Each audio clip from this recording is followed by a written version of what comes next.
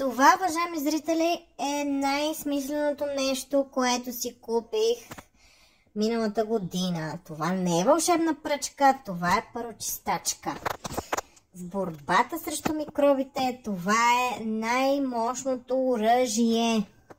Всичко изпада. Щом хлебарките умират, можете да видите за какво иде реч.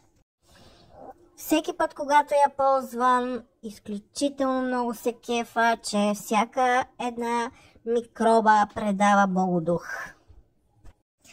Всеки път, когато я използвам, се чувствам като супергерой, но вместо да спасявам света, спасявам дома от прах и мърсотия.